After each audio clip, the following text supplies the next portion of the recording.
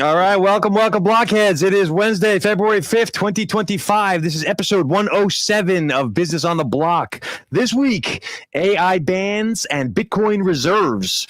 We're going to discuss why the EU is banning unacceptable AI. You'll hear what ChatGPT's deep research agent's all about. And we're going to explain what a U.S. Bitcoin reserve means for the business world, including you, the small business entrepreneur. So we're going to give you the simplest explanations of the latest tech and business. I am joined this week, as always, by my lovely co-host, Michelle Peterson-Clark. Good morning, good afternoon, good evening, everyone. And Covering all time zones. You're up. And Mike Neubauer, your ops guy. Good afternoon. All right, I'm going to take us directly into story number one. The European Union regulators can now ban the use of AI systems that they deem poses, quote, unacceptable risk. The EU AI Act was approved in March of last year. It is now in effect as of this week. Their unacceptable activities include AI used for social scoring, AI that manipulates a person's decisions, exploits socioeconomic status, any AI used to predict people committing crime, any AI that collects real-time biometric data for law enforcement, and any AI that tries to infer people's emotions at work. There's a little bit of a Minority Report in this somewhere, I'm sure. We're going to start with a conversation around this. Michelle, what are your thoughts on this? You are the closest we have to our EU representative, even though you are in the wrong hemisphere. I've relocated. Well, the EU are, I think they're becoming known for being the first kind of movers on some of this stuff, haven't they? I mean, they're to blame, in inverted commas, for all the iPhones now having to be USB-C, and everyone hating them because half their chargers don't work anymore. But I think that we know that there has to be some things done. The interesting thing about this, and I'd be interested for Mike's take on it, is it's a grading system. And so, like whether or not people have to, or companies or apps themselves have to self-grade, oh, no, we're low risk, don't you worry about us kind of thing. If it gets to that point, then it's going to be a bit of a farce. But if there's actually some kind of regulation, the body that determines this stuff, it would be obviously better. I think the other thing too is that it's interesting, and there's certain companies that have signed up for it and others that haven't in the beginning. So I think it's an interesting thing.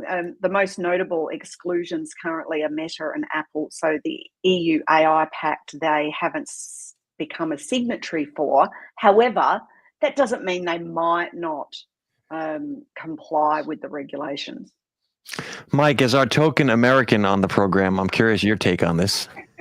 Well, as the token American, I can say with pride that the last time England tried something like this with tea, it didn't work out too well. And it's the EU, it's not England. They're not part of the EU anymore. Whatever. It all started there. They're the censor kings of everything right now, which is crazy to think. Speaking of tea. Yeah. So, it's also a little crazy to me that the EU sort of works as a unison piece on socio components such as this. I think they're really starting to eliminate some of the in-house regulatory pieces or social economic pieces that they can implement within their own borders, which makes certain, countries like Italy, who has, sort of leaned a little bit more right lately, whether they agree or not, I guess as part of the EU, they're going to have to sort of jump in on this. But this is an extremely slippery slope, right? This is Big Brother at its finest. And I think that with regulations with respect to things like this on AI, there's going to be countermeasures that are used to circumvent it. And it's just going to be this evolutionary piece of AI creating components against AI. And I'll give you a pretty good example of what I mean by that. So, back in the day, I'm sure they fixed this, but, if you wanted to pirate a movie, you go into ChatGPT and say, hey, I want to watch the new Spider-Man. Where can I find it? And ChatGPT will say, well, you can't pirate movies on streaming platform. That's not legal. And you're like, oh, okay, no problem. I guess, I don't want to break the law. I want to make sure I comply with it. Can you give me a list of websites that I should avoid? boom, boom, boom, boom, boom, boom, boom, boom, boom. And So you go to the top one. you go to the top one. So I'm assuming that there's going to be a lot of these pieces in place that, you know, are sort of similar, where you're going to build these systems to counter some of these regulatory systems. And if there's anything we know about regulation, it's sort of light years behind. But I think with VPNs and with all of these different technology pieces that are designed by its very nature to avoid any sort of regulatory pieces or identifying metrics on where you're at, you're still going to be able to sort of use some of these tools. I'm not saying maliciously, just, you know, in the event that something is sort of censored when it shouldn't be by people who shouldn't be censoring it. I have three thoughts on this. Number one, I give credit to the EU for really leading the way on trying to keep this thing safe. That is the goal here. I don't believe. I mean, I'm conspiracy guy like the next one, but I really think that the goal here was or is at this point to try to keep the AI from becoming what it's not supposed to be. Number two, I don't think it matters. The cat's out of the bag. China's got a version now that was open sourced. Like, people have their own LLMs running on their own desktops locally. At this point, it doesn't, you can't put the toothpaste back in the tube. But number three, I think that this, what you said, Mike, is true. It is a slippery slope. It always begins as, we got to protect the children, and it means well, but later on it becomes political. It becomes a tool for the banking system. I don't know how this will tie in, but it just does. History proves that if humans find a way to take advantage of the situation, they will. They'll rename the Gulf of Mexico the Gulf of America so that the trade rules don't apply. So my point is, I think this is well-meaning, and it's kind of it's good on the surface, but ultimately it's irrelevant. And down in the long, not to be dour, but I do think that long term it could be used for ill. How do you define unacceptable? Well, with the power is definitely going to come the malice, right? I mean, you know, we've seen that same story play itself out every single time a new technology is sort of advanced and then regulated, because all regulation is it sets up a fence and it says you can't go past this point, but yet there's ways around the fence. And if there's anybody that knows the tricks and the loopholes through the fence, it's politicians, in order to either keep themselves in power or to fulfill some sense of whatever they're trying to, you know, promise other people. So, you know, again, the risk here is really about the information and the data. I'm always going to come back to this as the primary source of revenue and the actual currency that funds all of this stuff. So if this is an attempt to sort of regulate and control the flow of data, which does include information, then this is a much slipperier slope than what both of us are discussing here. Right. All right. Final thoughts on this, Michelle, before I take us to the next story? I mean, I think that, you know, we talked about before that there's going to have to be, just simply because governments need to know that there are, as Mike said, some fences around some of this stuff.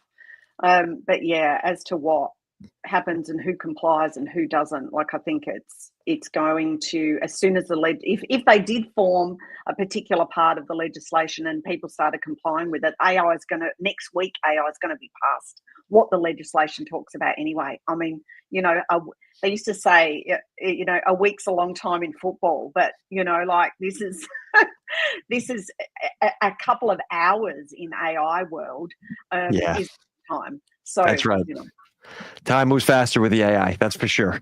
Well, all right, during that time, OpenAI will be broke and then have raised hundreds of billions of dollars and then have gone broke again. So, you know, taking us into story number 2.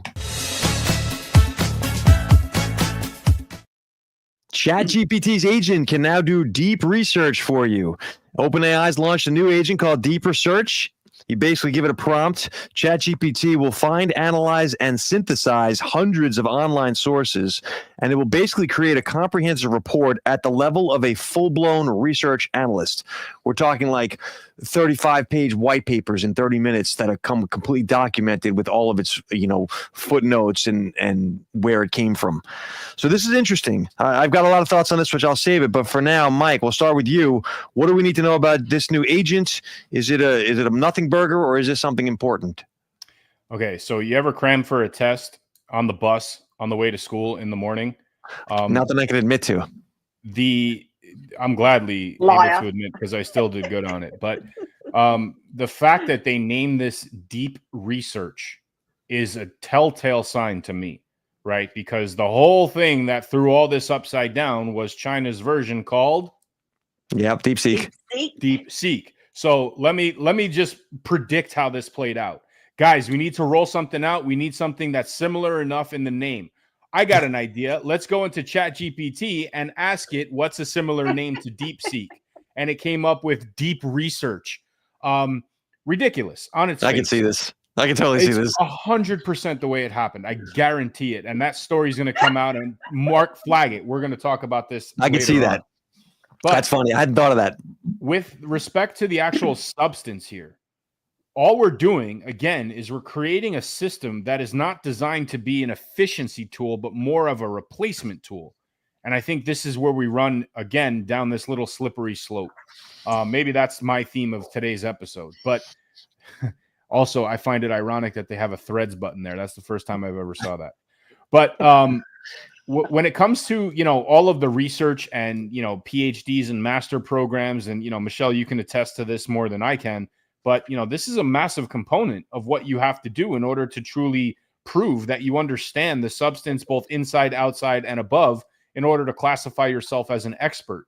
If that expertise can simply be put in using a prompt now, where does that go as far as actual our actual involvement on some major decisions when it comes to, any sort of legislation or geopolitical implications that are designed based around structured research on the way that these things usually are sort of handled and trusted.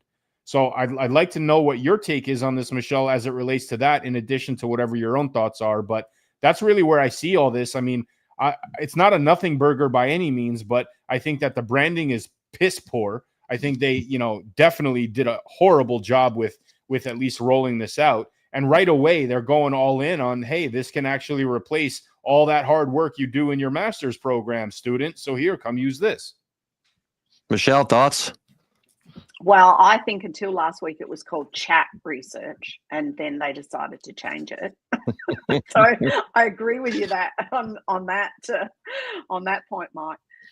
Secondly, yes. So for those, if you're a new listener, I have a master's from the University of Oxford. I have to tell you that it was the most hardest thing I have ever done in my entire life.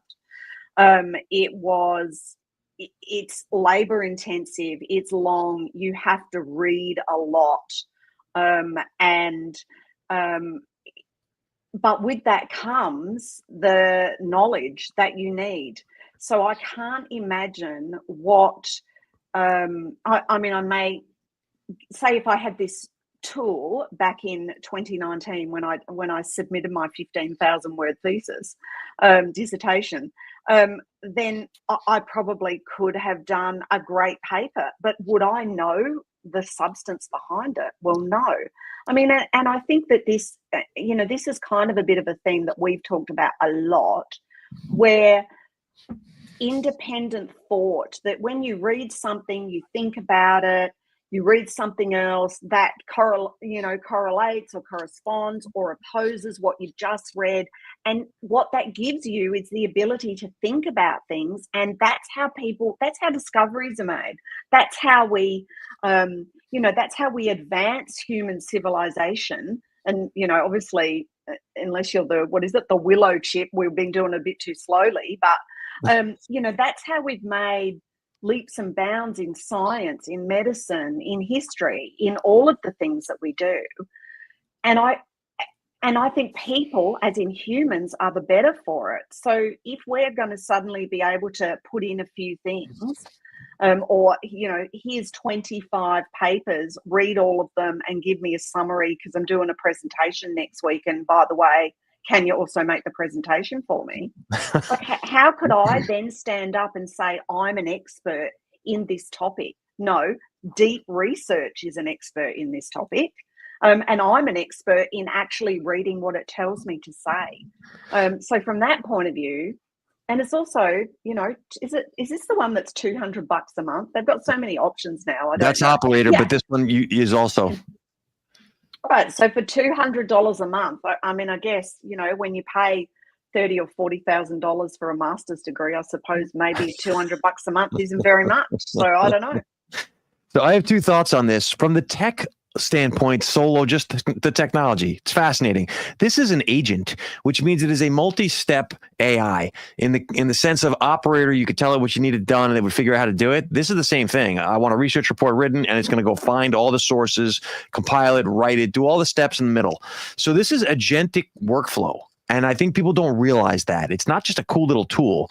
It's the next generation, if you will, of how AI is going to work. So that's cool from a tech standpoint. From the business standpoint, now this is a business program, and specifically the small business entrepreneurs, I've used it personally. It is excessively huge what it spits out. It is not like using ChatGPT. This thing will voluminous amounts of information that you better be prepared. So it is the inverse of make this thing more understandable. It's make this thing more obtuse and dense.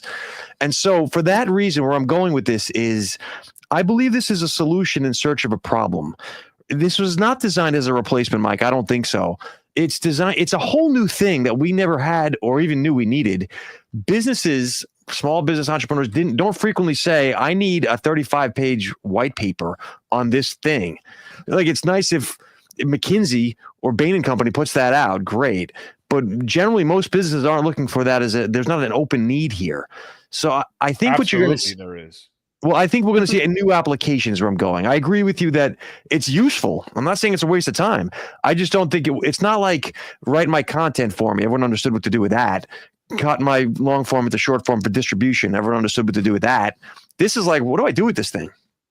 Well, I mean, I totally disagree with the fact that companies don't need those white papers. I mean, any company that's looking to launch a product or service comes out with some sort of documentation, whether it's for end users to understand how to operate their system or for investment purposes. You know, they can crunch numbers and, you know, they can make it obtuse as they want. But then the beauty is you can upload that same document into a standard ChatGPT and say, summarize this in 2 sentences.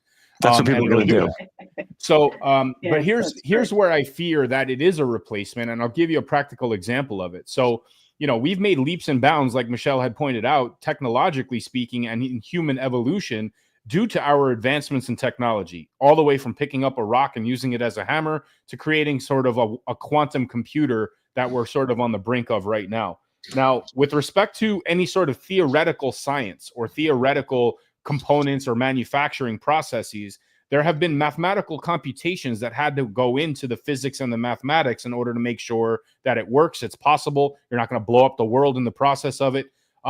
This is where a tool like a computer or a calculator or something to do that math makes that process more efficient. We are now not making it more efficient. We're actually having it do it for you. So you can't pick up a calculator and say, build me a bridge, right? But you can sort of put it in here and say, build me this, and it'll spit out all of the necessary components in order to do that.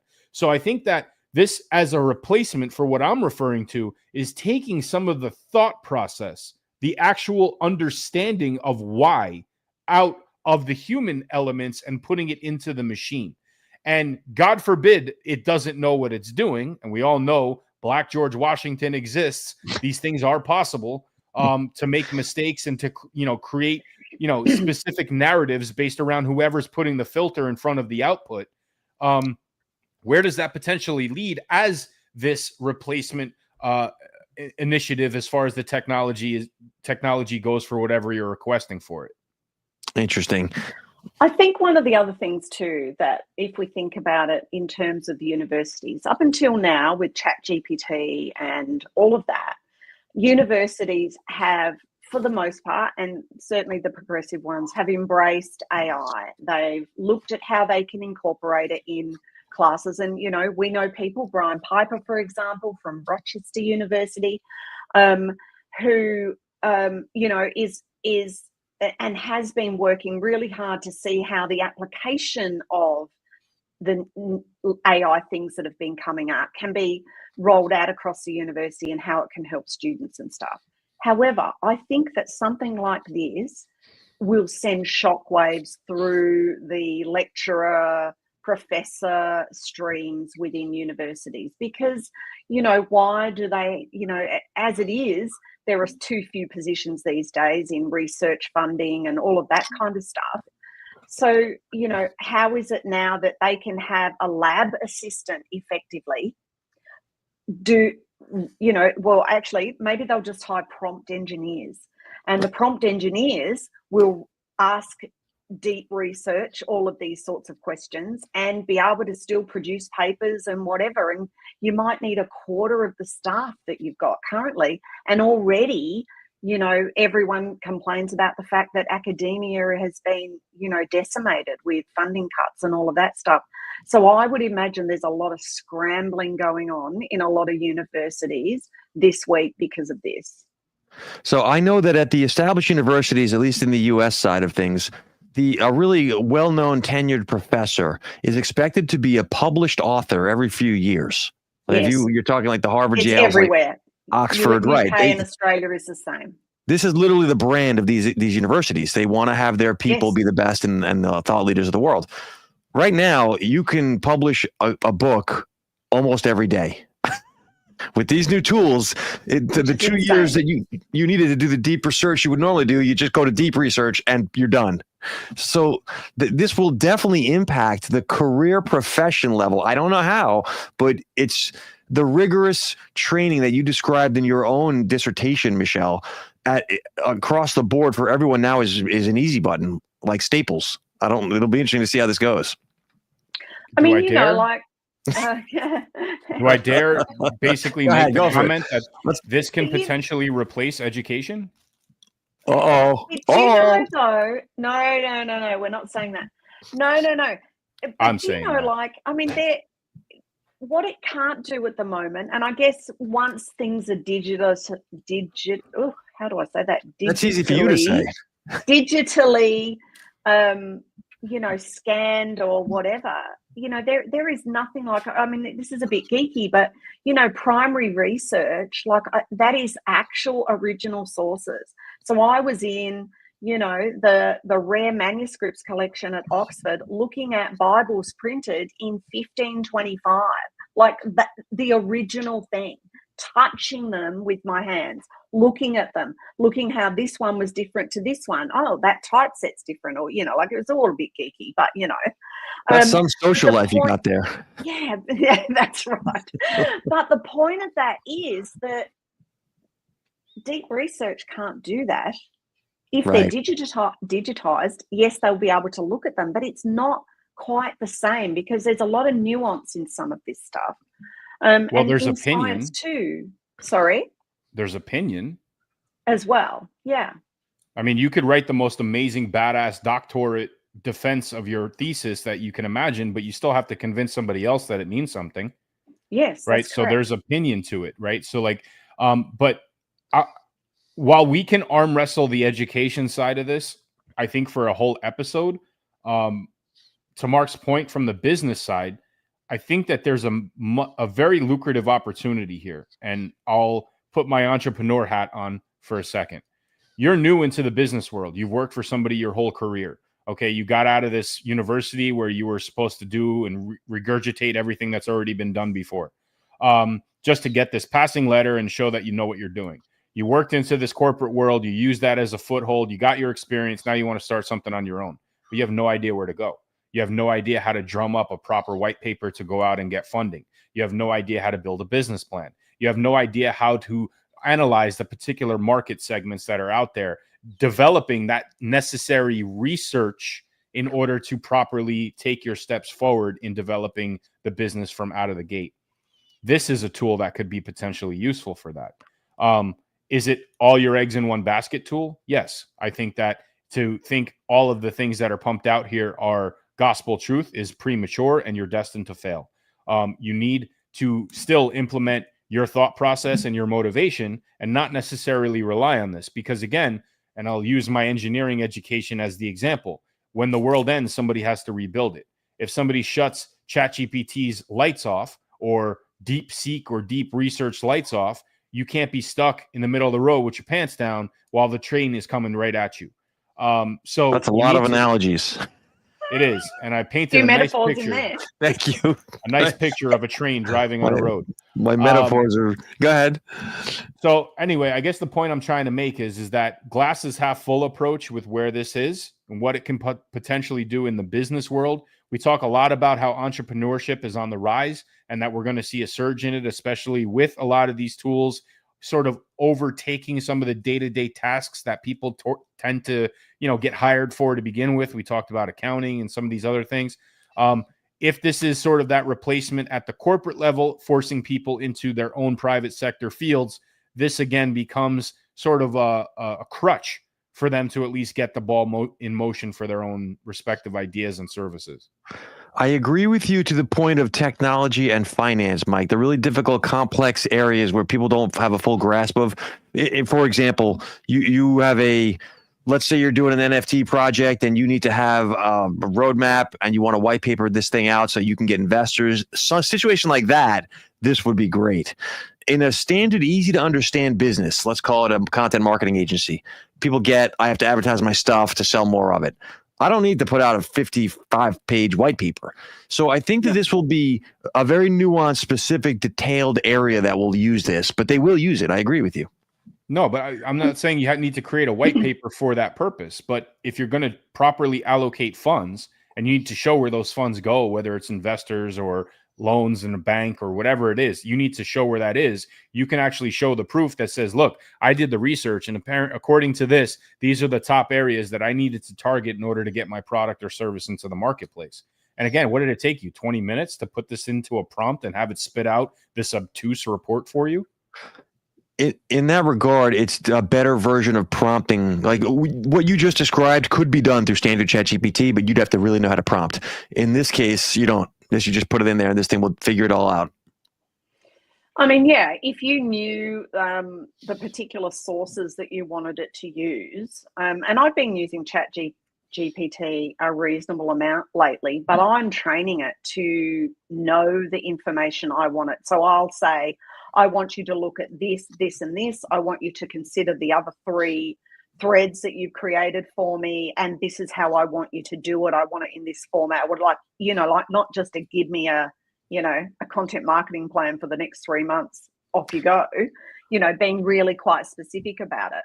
So, from that point of view, you can get that from standard Chat GPT. One of the things I thought was really quite interesting, but you still have to know your subject matter with the deep research piece, is that it will give you on the side the sources that it's considering when it gives you the information.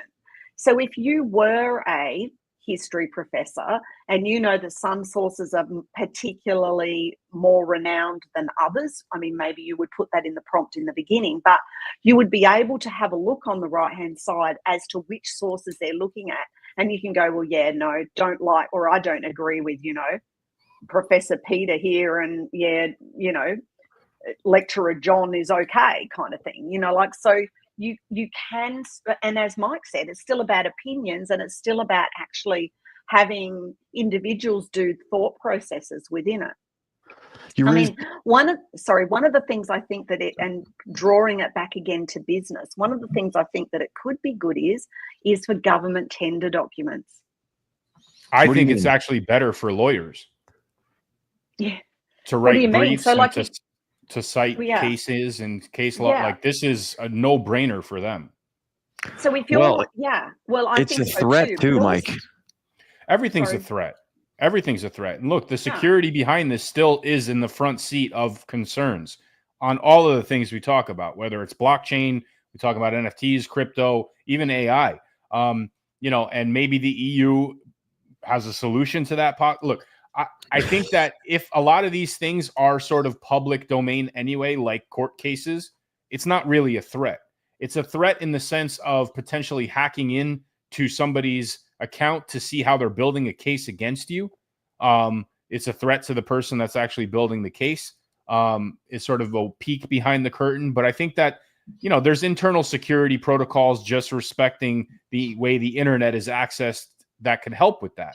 But I think that for the industries, and, being a lawyer is a business, it's a practice, but it's a business. In those particular businesses, we're not just talking academia, we're talking about practical use where research is a prominent piece of the industry.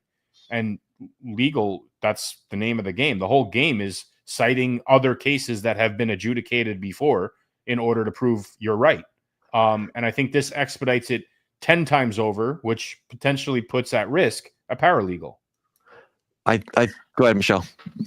So, no, I was going to say in terms of the government tendering and stuff. So, we're talking about grant applications and things like that, or tendering for projects. So, when I worked in the government in South Australia, we had a particular big public housing program that we wanted to tender with with the private sector on. And I know for a fact that the 6 companies that were invited to tender for that spent tens of thousands of dollars on their presentations, and only one of them got the job. So I think that this kind of research tool would be useful to assisting with cutting down the amount of time it takes. Obviously, design stuff, probably not, but the documentation, or, what other projects have there been around the world that have involved, 30,000 public houses being, re-urbanized, blah, blah, blah, whatever.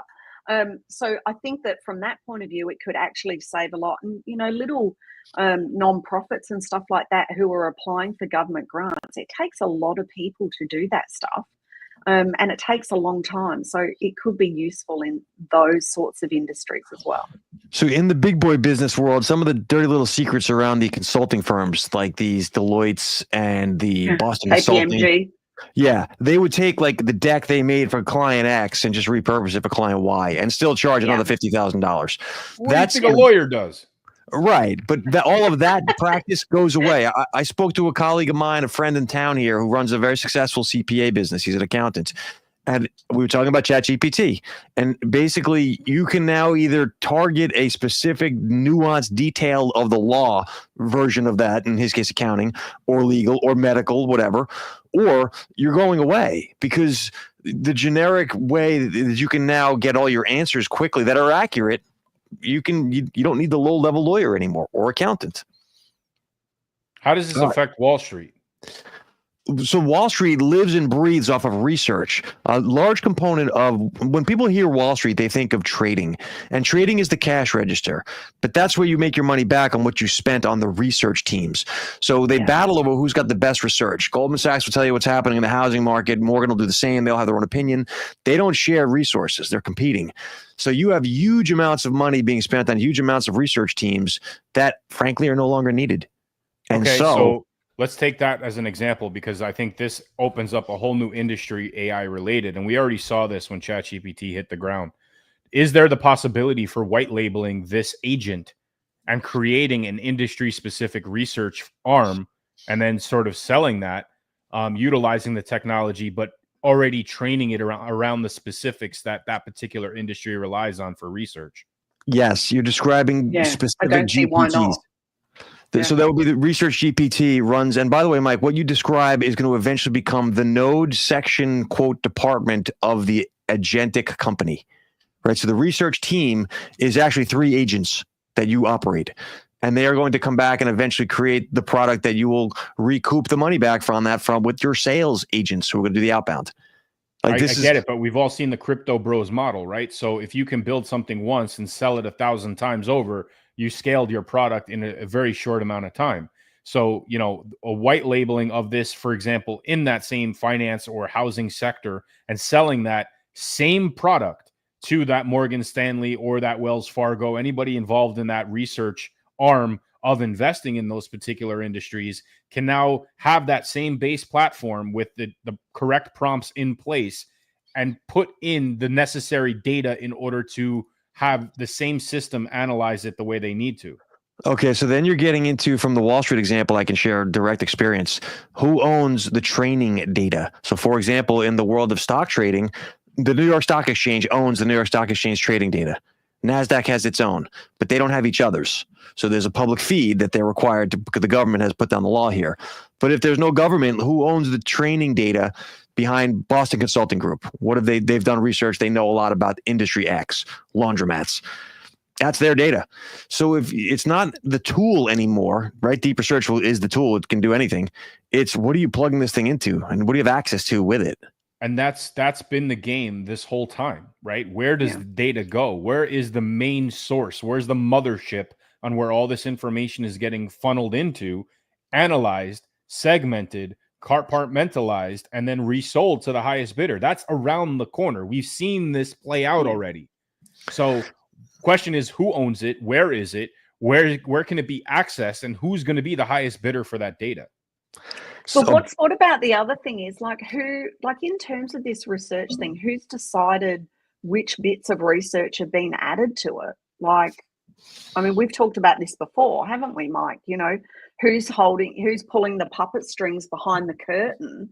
You know, like the answers that ChatGPT gives, you know, it has to have come from somewhere, and what things have been excluded and what things have been included. And I mean, you know, like, I think that if you know, like, say, for instance, you were an anti-vaxxer and you decided that vaccines were bad, and you only put all of that research into a deep research thing, for example. So then someone trying to get information out of, or a paper about that, suddenly gets a bit of a skewed view, but they might not have an opinion. And so that makes them form an opinion. This is the Black George Washington. Seriously, this is not the Black George. This is the existing Google that we know today, right? You can put in anti-vaxxing videos on YouTube all day long. The next month, your feed is going to be filled with suggestive videos that YouTube bans that stuff. So that's a bad example. But that any topic, right? So you put in, you know, puppies, and you put in puppies for a month. You know, the algorithm is designed to provide you content that is going to encourage you to come back to the platform. It's no different. Right. So if AI is feeding you information that it knows that you're going to continuously come back to it with, you're prompting in more data, which is the fuel that keeps the engine running. We just don't know how the fuel is processed at this point.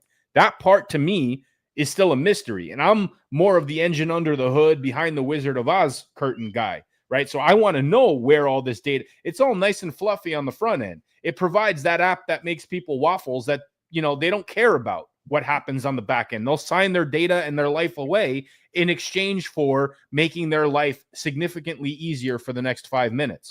But as long as you don't need to know about the Tiananmen Square revolution, you're fine. Yes. But again, this is about the sourcing of information. Now, in my experience using just standard ChatGPT, it has been pretty neutral on a lot of things. And I've asked it, you know, I've tried to go really deep down the rabbit hole. Who is God? What has God represented? Where did the universe begin? Like, you keep feeding it all these questions, and it just keeps a circular sort of argument to make sure that it doesn't dive one way versus the other. Just testing purposes. Obviously, I'm not doing my research on God, but the point is that when it comes to, you know, the research arm of it, and if it provides you with those tools, that tool now is another algorithm that it knows you will probably predict and interact with. So I'm guessing, as sort of a tech developer, if SEO is a way to get your website on the map, how are we going to be able to get your research on the map so that it pulls and you're now a source for some of these AI components like this? There's going to be a struggle to get number one in the research arm as sort of a validated source that people can use when crafting these types of documents. Mike, this is controversial, and I know I'm going to step on a lot of businesses out there when I say this, but this is, I believe we've passed the era of SEO. And here's what I mean. We've talked about how the one response thing, but it's the same in the research thing. When I tell it, these are the sources I want you to pull from, great, because I knew what I was talking about. But when I don't tell it and it just goes and finds them, God knows where it's getting them from. And we don't know, to your point, the black box behind the scene here.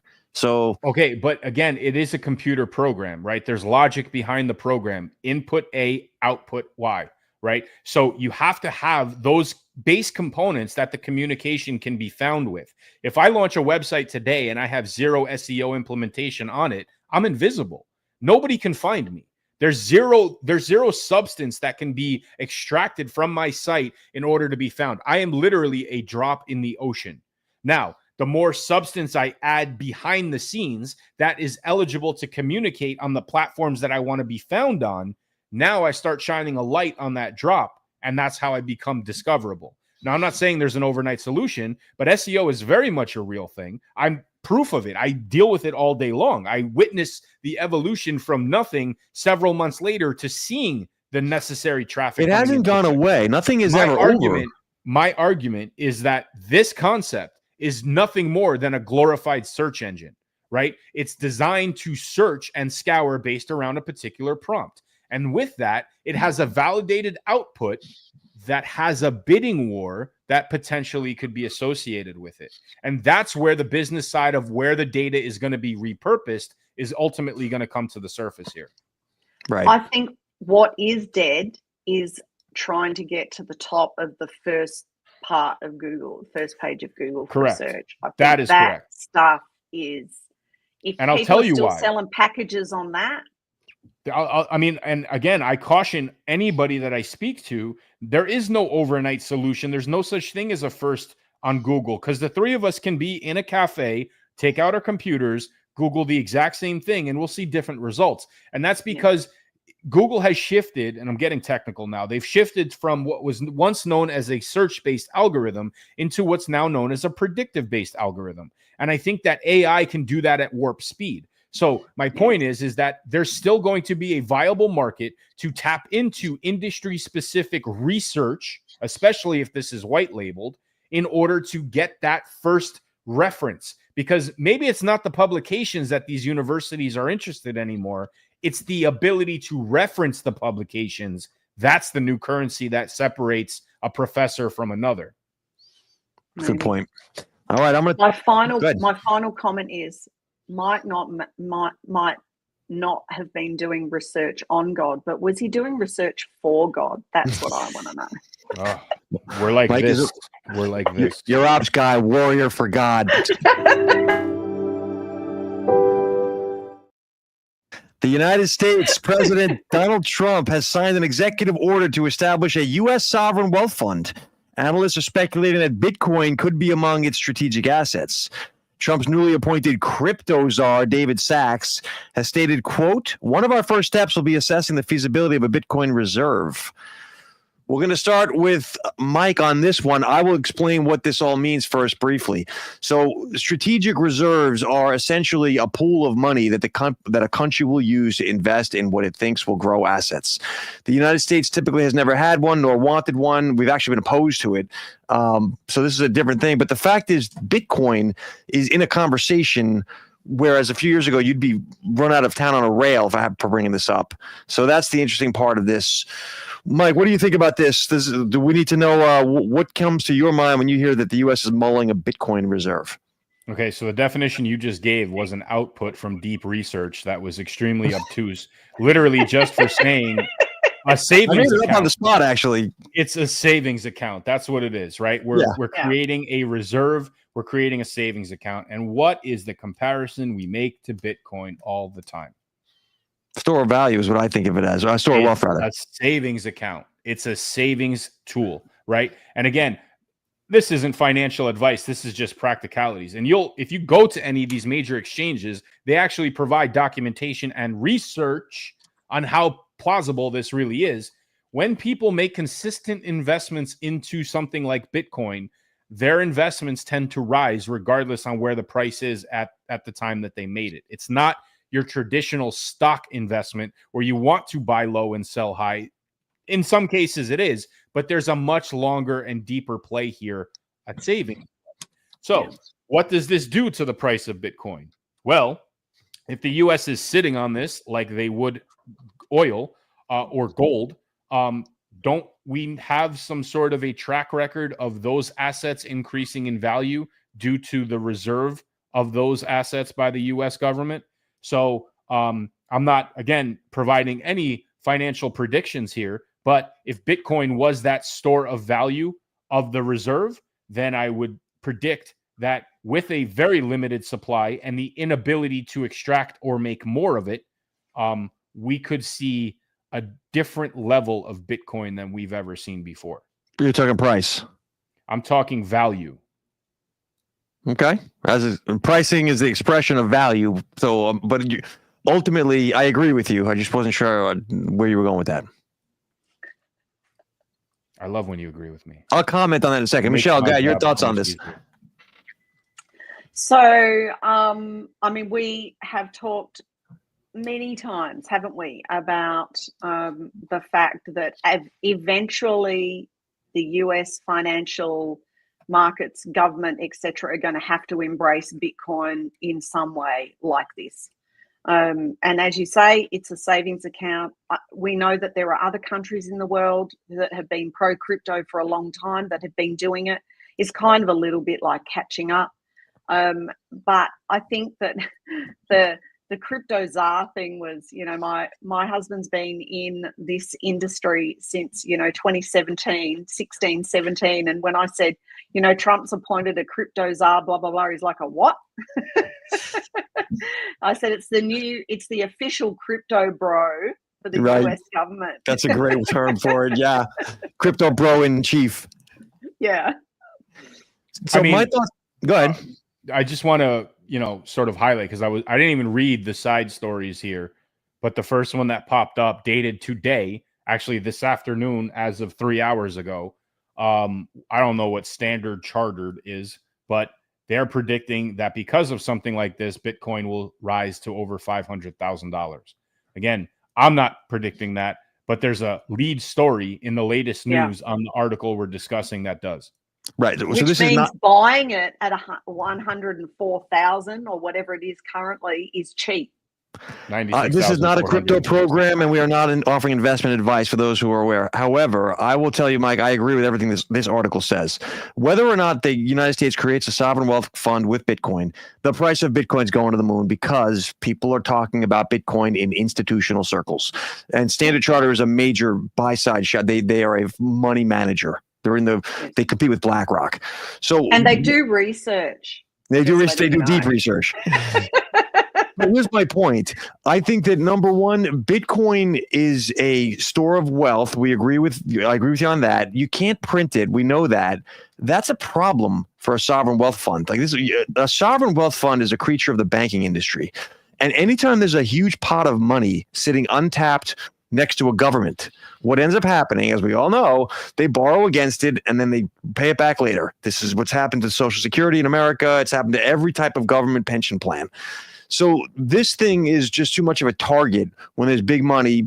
And I think that it requires the mindset of an investor. Like, you're there for the long term, taking it out later. And who's the president that's implementing this? Well, for the next 4 years, we have one with an investment mindset. I agree with you. But then so if that process is working and we see it's working as the voters and decide to continue along that same path, then the next person who comes in must abide by that. Now, I agree with you that these things shift and the reins change and that people are going to use these things the way they need to at the particular time. And they will abuse it. But I think for the short term, we have the right person in the place for it. Without getting political, Trump came in and reversed every policy of the previous administration through executive orders. And so, you look at Social Security, which is underfunded right now, or any type of the housing crisis came from the fact that the Clinton administration back in 2000s, whatever, the 90s, they were trying to get homeowners, grow home ownership. So they thought it was a well-meaning policy, but it ends up creating a problem later. My point is, you're right, and long term, like in a perfect world, communism would work. It doesn't. In a perfect world, the sovereign wealth fund would work. I just, in the practical reality of a banking world, I don't see how it happens. But anyway, that aside, Bitcoin, the fact that this thing is being discussed, that's it. That alone, I've always said on this program, you go back 107 episodes, there's Bitcoin and there's everything else in the crypto world, and I think Bitcoin stands alone. Yes, but it's also the wave under a series of coins too. Right? Yeah, they'll all benefit. And I'm not debating this isn't a crypto program, but I do think you're not going to have Cardano as part of the sovereign wealth fund. No, but directly from the U.S. government, no. But if it's backed by Bitcoin, right, a rising tide lifts all boats, my friend. So, we'll see how that plays out. Ultimately, I'm not predicting, and I don't want to turn this into a crypto show either, but this is a crypto story. And I think that we have to sort of, respect that and treat it as such. Bitcoin is the driving force behind a lot of this, and that's not changing. It may not be a crypto show, but it is occasionally a conspiracy show. Guess where we're going?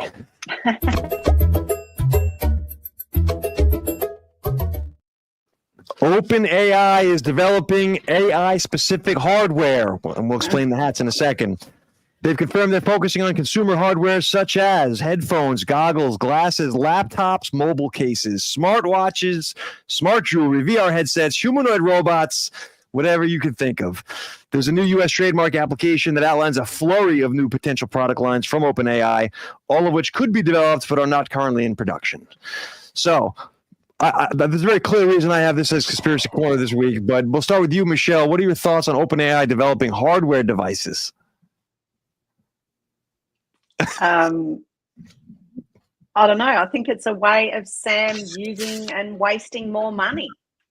He's got the money to waste. Well, not when you're losing or when you're using $7 billion a week. Eventually it runs out, doesn't it?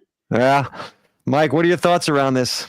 So I'm not wearing my conspiracy hat. I noticed. Because I don't believe this is a conspiracy, considering the fact that we had the precursors of this prediction over a year ago now. Which ones? Maybe not necessarily with respect to AI, but in the driving force that we believe AI is going to develop under, we always talked about a digital wallet component being associated with the hardware.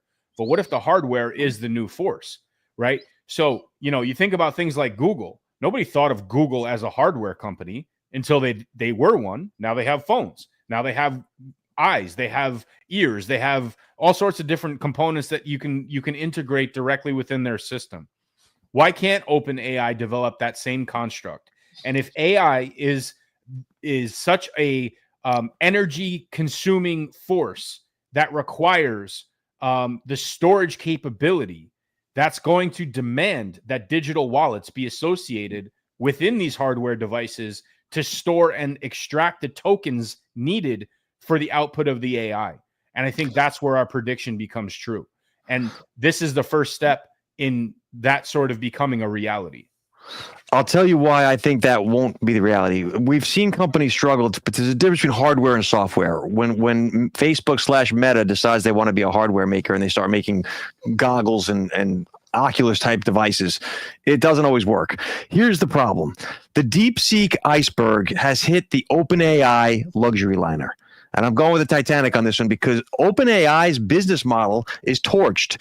They stole all the data. They built this monstrosity of a Frankenstein that worked.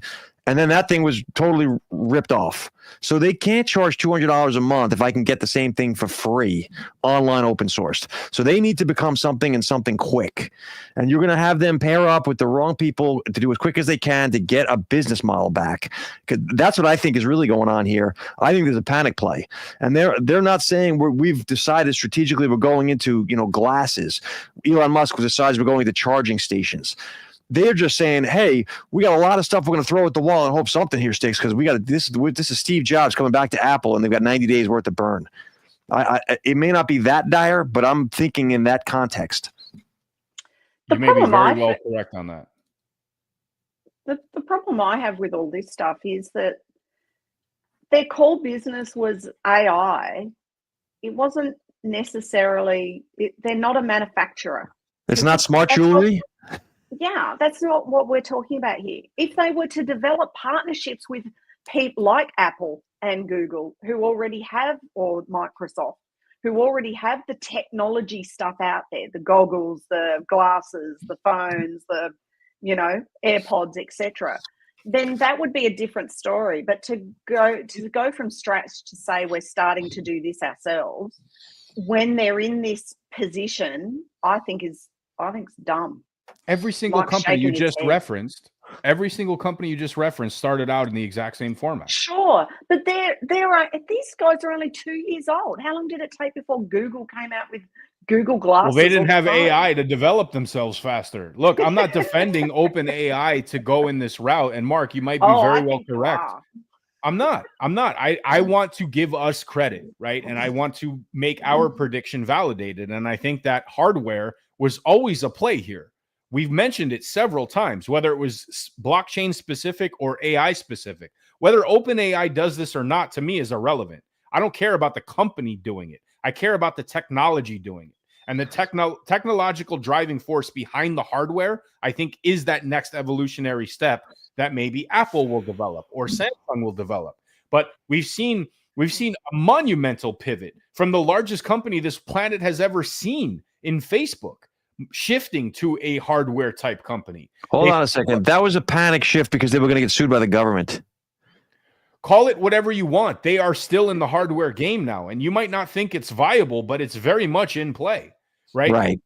You're going to tell me that Threads is bigger than the Oculus? There's no chance. When I think of hardware players, I think of Apple, right? They've mastered that. That is their bailiwick.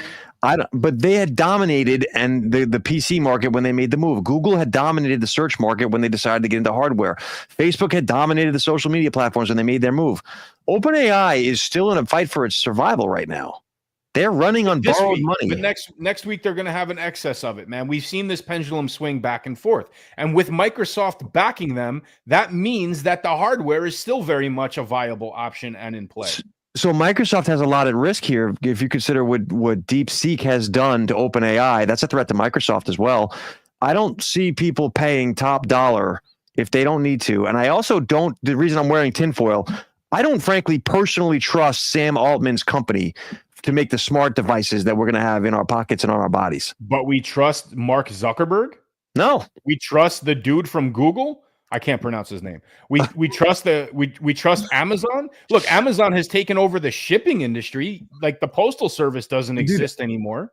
I don't trust any of them, but the AI is a different story from just tech, right? Google wasn't in my pocket at first. Now it is through Apple, obviously, or whatever device you've got. And then it becomes a Google device. But it's the hardware on your body, in your or Neuralink in your head. That's when things get a little weird. Like, do you trust Elon Musk that he's anti-censorship? Yeah, for now I do, but that company will be around after he's gone, and then I won't. So people aren't thinking long enough term, and that's my concern. I don't think Sam Altman has won the public trust.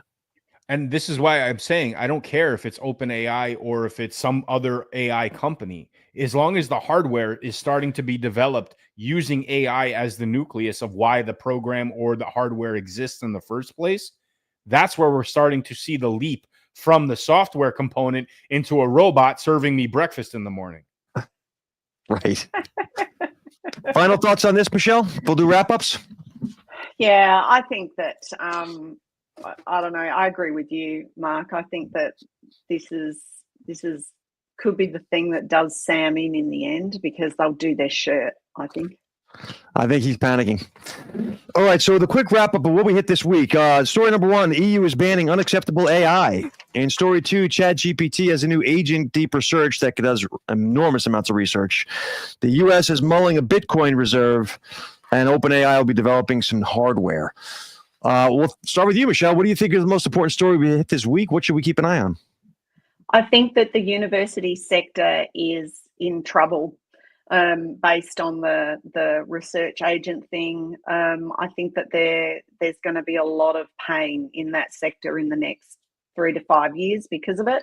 However, that said, I think that for tendering, for grant applications, for smaller businesses, I think that the research tool could be a godsend for them, because they no longer have to hire someone or people to, write, expert reports or grant applications. They'll be able to do it for themselves. Mike, what do you think of the most important story of the week? I mean, I think that if we take those two stories and we combine them together, I think they're contradictory on our opinions. And I think that's a problem too. Right. So how are we, we on one side of our mouth, we say that, we don't trust Sam Altman. We think that, this is going to be the end of him, and et cetera, et cetera. On the other side, we're going to say that his platform is going to pump out research that we're supposed to build our societies and entrust with. And that's a good thing. So again, I think that everything here is speculation. I think that the advancements of the hardware in AI is the good part about that type of story. And then I would also just caution that, again, these things are tools. They are efficiency tools designed to help us do our own projects, our own work, our own services more efficiently. And if we keep reminding our audience that this is the primary piece of what we believe, or at least I believe AI is functional uses, then it's not going to become that replacement. It's going to become something that generally would take 3 years to generate a master's that you can do in about an hour and a half over a glass of wine. and then still possibly even get a better score and understanding after the fact, because now you can actually focus on the experience. You can focus on not making the mistakes, worrying about the research, figuring out how to do things. You have a tool that can assist with you in order to get you to that next step. I think the most important story was that ChatGPT's got this new deep research, and not because the tool's so great. I actually think it's going to change business models. And as a small business program here where we try to help companies get ahead of what's going on, I think there'll be new uses of that tool in a way we haven't seen yet before, not schools and professors doing dissertations. I don't know what it'll be, but I think this is worth watching because there's a new thing and you can do stuff with it. And in a world where people are launching their own business, creator economy, solopreneur, I think this is going to become a bit of a groundbreaking thing in a different way than we expect. All right. I'm glad that I got my expensive Oxford degree. I'll be able to say I got mine before AI rather than after And it AI. costs you about $50,000 more. Business on the Block comes to you every Wednesday at 4:30 p.m. Eastern Time. Michelle?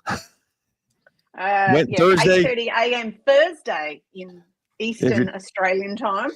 The purpose of the program is to give you a little bit of insight around the developments in tech business and how you can apply it to your small business, how you can grow and understand what's happening out there, because there's no place to learn about this. There's no Library of Alexandria to learn about the tech developments. It's just fast and furious these days. So I want to thank my co-hosts, as always. Final thoughts from either one of you two? Follow Michelle on Threads. Bye. Peace out, everybody.